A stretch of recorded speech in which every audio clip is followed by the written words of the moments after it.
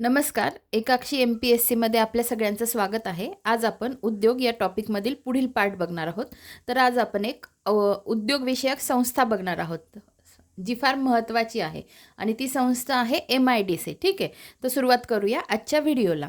सर्वप्रथम इथे तुम्हाला दिसत असेल MIDC, इथे मी लिहिलेलं आहे. आता सुरुवात करताना आधी आपण त्याचा फुल फॉर्म काय आहे ते बघू. M for Maharashtra, I for industrial, D for development and C for corporation.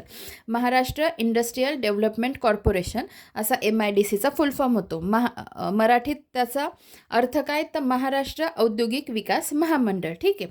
आता त्याची स्थापना कधी झाली, कोणाच्या काळात झाली, हे सगळं बघण्याच्या आधी आपण तिचा उद्देश काय होता, स्थापन करण्यामागचा उद्देश काय होता ते बघू. मी सगळे पॉईंट इथे लिहिलेले आहेत. बरं, हे सगळं झाल्यानंतर आयोगाने याच्यावर कसा प्रश्न विचारला आहे आणि बाकीच्या पद्धतीने प्रश्न फॉर्म कसे होतात, असे 3-4 प्रश्न मी तुम्हाला दाखवणार आहे.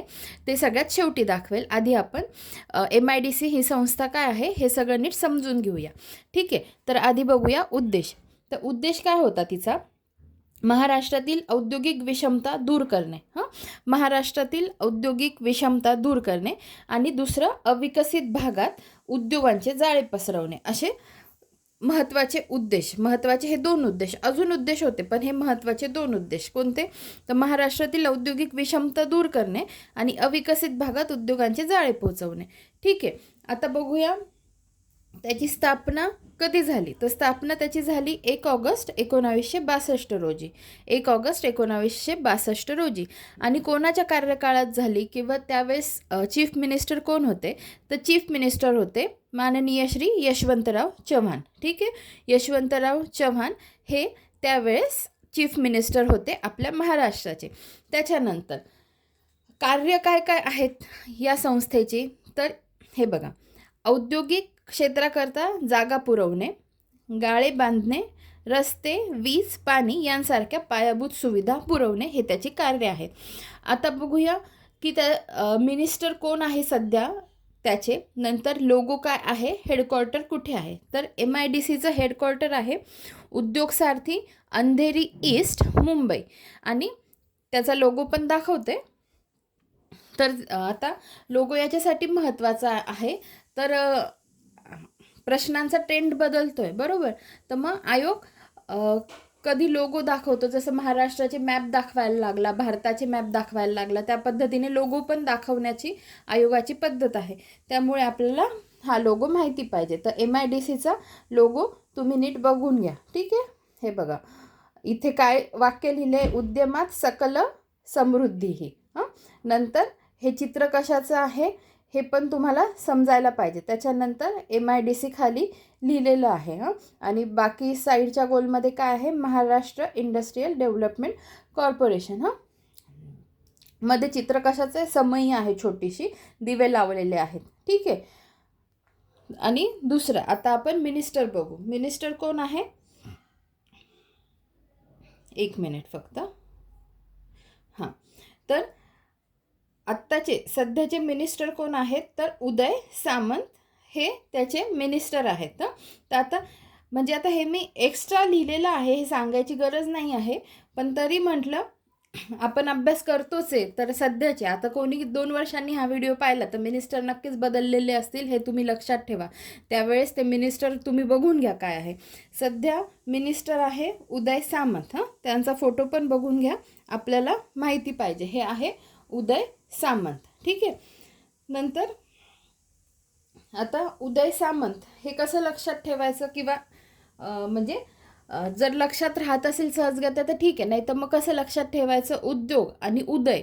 आता सुरुवात बघा, इथे UD आणि इथे पण UD सेम आहे की नाही, स्पेलिंगमध्ये पण प्रोनाऊन्सिएशनमध्ये पण. उद्योग उदय अशा पद्धतीने ते कोरिलेट करून लक्षात ठेवा की इंडस्ट्री मिनिस्ट्रीचे आत्ताचे आपले मिनिस्टर कोण आहे, तर उदय सामंत हे मिनिस्टर आहेत. ठीक आहे. त्याच्यानंतर एक शेवटचा पॉईंट, MIDCने विकसित केलेला पहिला औद्योगिक भूखंड कोणता होता. विकसित केलेला पहिला औद्योगिक भूखंड 1962मध्ये वागळे इस्टेट ठाणे येथे त्यांनी पहिला भूखंड विकसित केला होता. ठीक आहे, आता ही झाली सगळी MIDC विषयीची माहिती. याच्यावर प्रश्न कसा विचारला होता आयोगाने, आता मी तुम्हाला ते दाखवते. तर हे बघा, हा जो 10 नंबरचा प्रश्न दिसतोय तुम्हाला, हा विचारलेला आहे वनसेवा मुख्याला 2017ला. प्रश्न बघूया आपण. खालील विधानांचा विचार करून त्यापैकी खाली दिलेली कोणती प्रणाली बरोबर आहे ते सांगा. महाराष्ट्र औद्योगिक विकास मंडळाची स्थापना महाराष्ट्रात करण्यात आली. खाली त्यांनी स्टेटमेंट दिले आणि कोणते बरोबर ते आपल्याला ओळखायचे आहेत. स्टेटमेंट मी वाचते.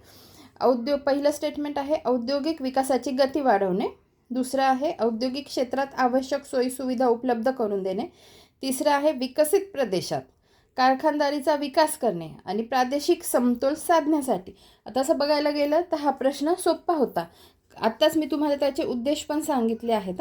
आता काही कॉमन स्टेटमेंट असतात जे आपल्याला बरोबर धरून गृहीत धरावे लागतात. बरोबर, औद्योगिक विकासाची गती वाढवणे, ॲज युज्युअल हे स्टेटमेंट बरोबरच असणार. नंतर औद्योगिक क्षेत्रात आवश्यक सोयीसुविधा उपलब्ध करून देणे, हे पण बरोबर आहे. नंतर विकसित प्रदेशात कारखानदारीचा विकास करणे. विकसित सांगितलं का, मी इथे काय म्हटलं आहे बघा, इथे अविकसित भागात उद्योगांचे जाळे पसरवणे. ठीक आहे, आणि प्रादेशिक समतोल साधण्यासाठी. बरोबर.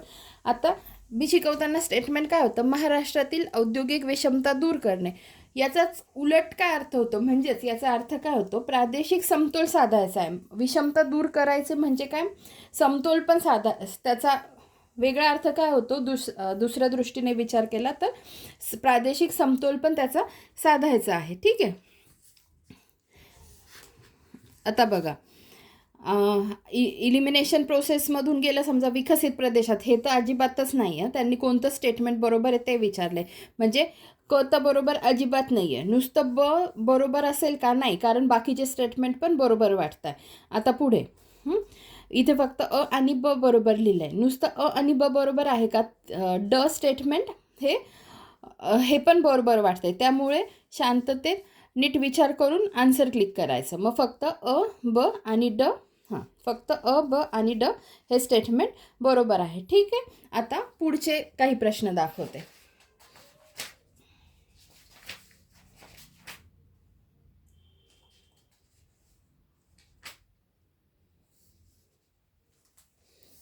हा प्रश्न बघा.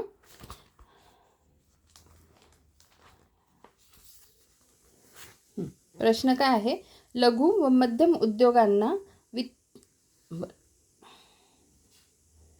आधी आपण हे बघू की त्यांनी काय विचारलं आहे. ठीक आहे. वरीलपैकी कोणती उद्दिष्टे ही MIDCची आहेत. MIDCचे उद्दिष्ट विचारली आहेत. ठीक आहे. तर हे बघा, पहिलं स्टेटमेंट काय आहे, लघु व मध्यम उद्योगांना वित्त पुरवठा करणे. दुसरं स्टेटमेंट आहे उद्योगांना जागा उपलब्ध करून देणे. तिसरं स्टेटमेंट आहे उद्योजकांना आयात व निर्यातीत सहकार्य करणे. आता एवढं सगळं मी एक्सप्लेन केलं, त्याच्यात कुठे वित्त पुरवठा करणे हे होतं का, नाही. जागा उपलब्ध करून देणे, गाळे बांधणे, रस्ते, वीज, पाणी, पायाभूत सुविधा अशा उपलब्ध करून देणे, या पद्धतीची तिची कामं होती. ठीक आहे. पण इथे मग आता लघु व मध्यम उद्योगांना वित्त पुरवठा करणे हे तर नाहीच आहे. उद्योगांना जागा उपलब्ध करून देणे हे आपलं स्टेटमेंट आहे बरोबर. नंतर उद्योजकांना आयात व निर्यातीत सहकार्य करणे हे पण नाही आहे. ठीक आहे. मग उत्तर काय झालं, फक्त 4 किंवा ब बरोबर. म्हणजे फक्त दुसरं स्टेटमेंट, ब स्टेटमेंट बरोबर आहे.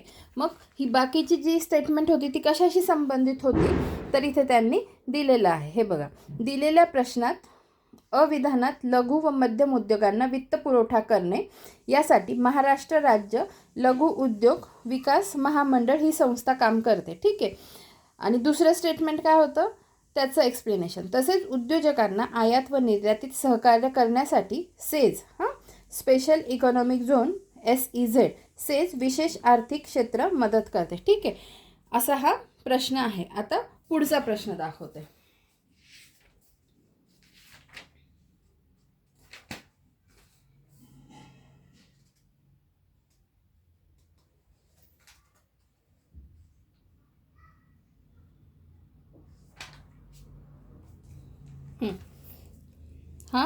9 नंबरचा प्रश्न बघा.